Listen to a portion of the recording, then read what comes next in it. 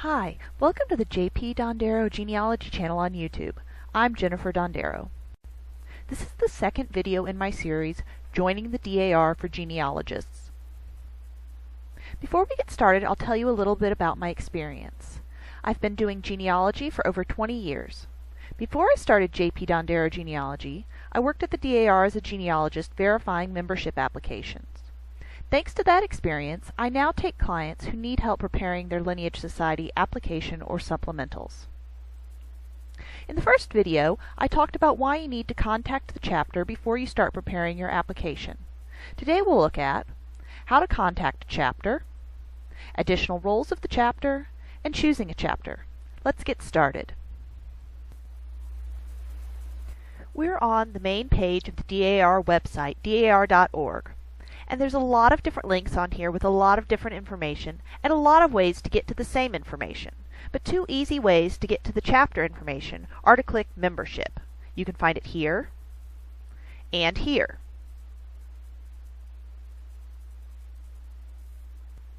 Once we've clicked on Membership, we come to the Become a Member page.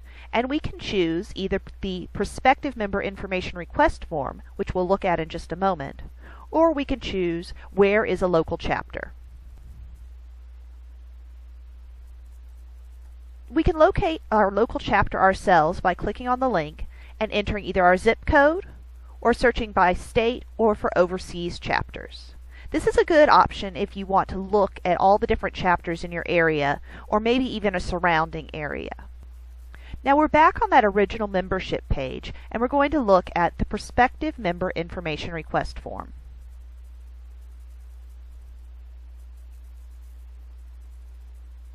This is actually an online form or a downloadable PDF that you fill out. As you can see, the red is the information that's required, and it's just your basic contact information, including the membership state. You can choose to join in a different state, so you have to choose this. It's not connected to your mailing address. And they ask for additional information that's not required, so if you don't know this information, don't worry about it. They ask a number of different pieces of information, including the days and times you're interested in attending meetings, because this information will be passed on to chapters so that they can contact you. If you fill this form out and don't hear from anybody in the amount of time specified, you can always go back to the other page and look for all the chapters in your area and contact them directly. Either option should work.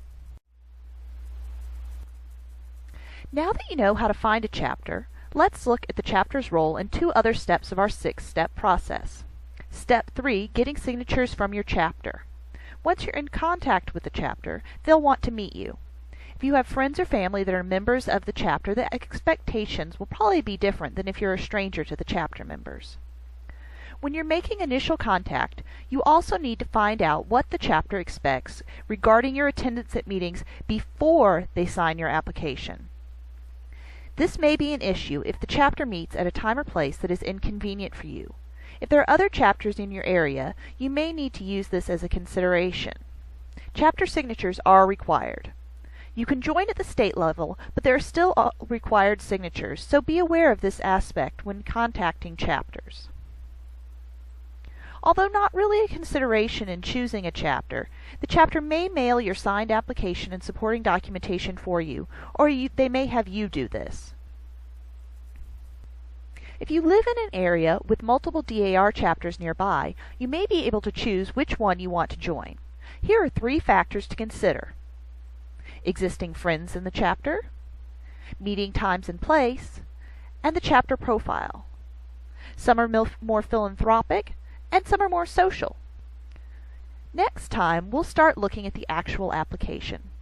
One of the confusing aspects for many genealogists are the research requirements that aren't related to the lineage. We'll start looking at these in the third video. I'm Jennifer Dondero for J.P. Dondero Genealogy.